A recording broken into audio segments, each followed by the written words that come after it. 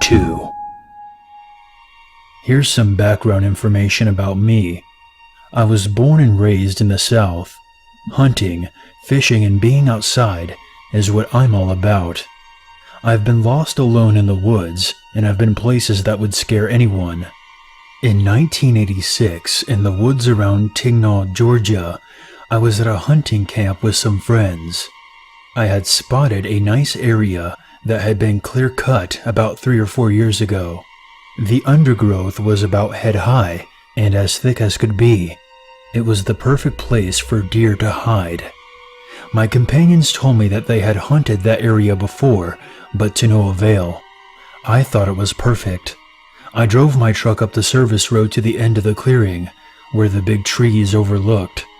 I carried a portable deer stand to a nice strong tree and climbed up. On my way to this tree, I passed an old foundation with a still standing chimney of a very old house. This house looked like it was from pre-Civil War times.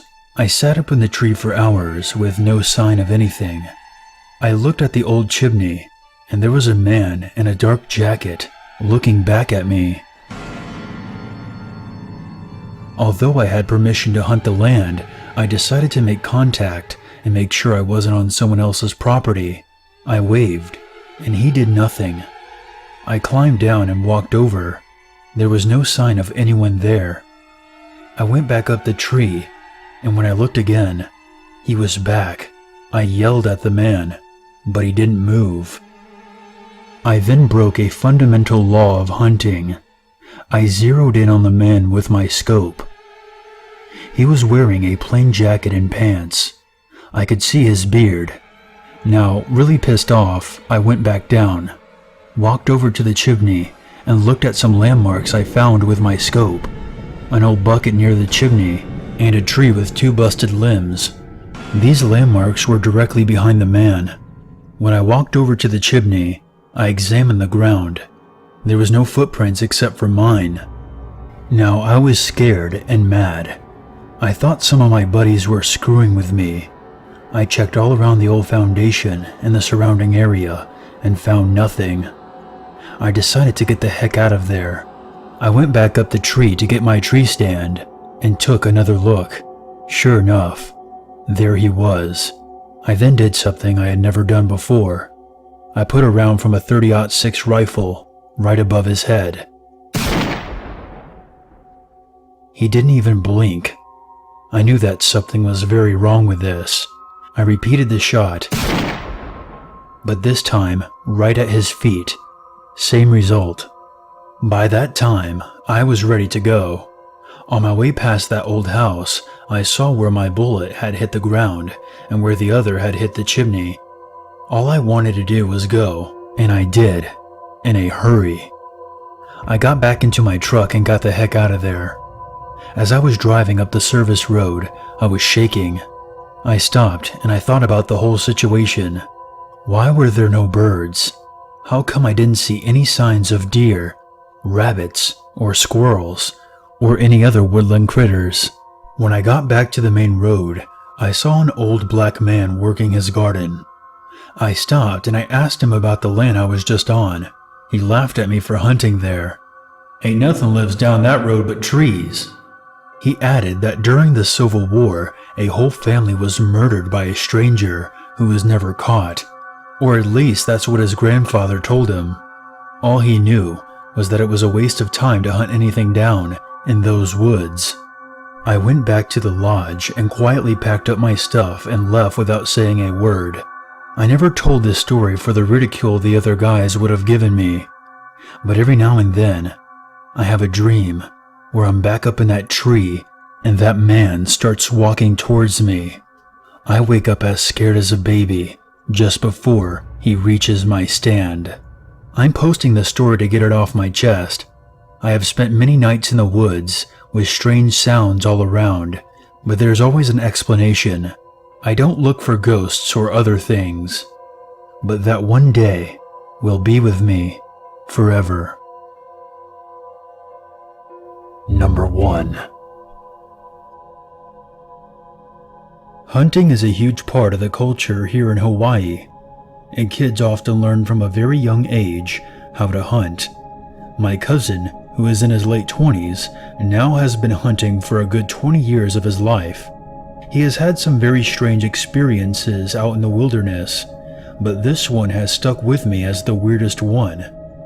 Have you ever heard of a calling spirit?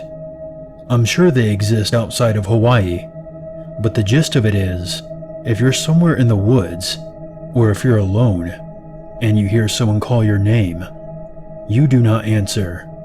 Bad things will happen when you answer. I'm going to write this story like it was told to me. I was around 8 years old when this happened.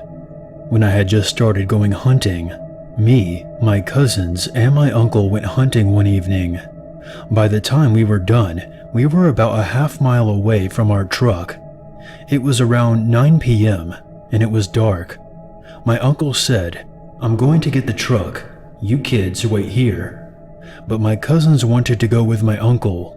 I said, "I'll wait right here. You come get me, because I'm not walking." I was over walking at this point. My uncle said, "Are you sure you want to wait alone?" I said, "Yeah, I'm not walking. I'll just wait." So he said that he would be back in a half an hour with the truck. Not too long after they left, I heard something moving in the bushes. Then I heard my uncle's voice. "Hey Kai, come on, let's go." I said, "Hell no, I'm not walking back." And then my uncle whistled. You know when you're out playing with the other kids in the neighborhood and your dad whistles for you to come inside? And you know when you hear that whistle, you better go fast? That's the kind of whistle it was. So I jumped up and started walking. My uncle was ahead of me, and I couldn't see him in the bushes, but I could hear him, and he was saying things like, "You don't want to listen? You're gonna get in trouble." And then he said, "Come on, let's go down here." He wanted me to go into the bushes, off of the path. I knew something was wrong, and said, "But I thought you were gonna go back and get the truck." Just then, I saw headlights back in the direction we started from. And then I heard my uncle's stereo blasting the only song he ever plays when he goes hunting. I started running. I take off, and something grabs my backpack. I fling my arms back and let whatever it is take my backpack. I get to the truck, and my uncle asked, "Where's your stuff?" I point back to where I was and say, "I was following you." My uncle turns pale and yells, "Get in the car now." I'm bawling and I'm scared, and I know that I messed up. I know you never answer when someone calls, but it sounded just like my uncle. He immediately took me over to my other uncle, who blessed me.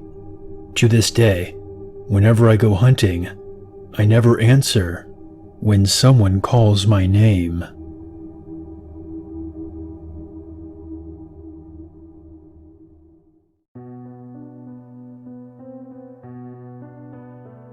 Hey guys, Unit 522 here, and I want to thank you very much for watching my video. I would appreciate it very much if you would share, like, and comment. And if you're new to this channel, become one with the Unity by hitting the subscribe button. If you have a scary story or experience that you want featured on this channel, you can always send it to my email or post it on the Free Horror Stories subreddit. The links for those can be found in the description below. If you would like to help out this channel even more, consider a PayPal donation. And for more updates, be sure to follow me on Twitter. There's nothing wrong with a little darkness in your life, as long as you never forget there's always a reason to be afraid.